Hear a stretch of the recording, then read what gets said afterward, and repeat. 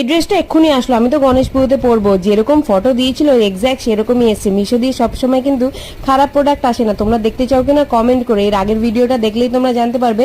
আমাদের জানলা পরিষ্কার চলছিল, জানলা তো একদম পরিষ্কার হয়ে গেছে, গাছগুলো সব ভেতরে।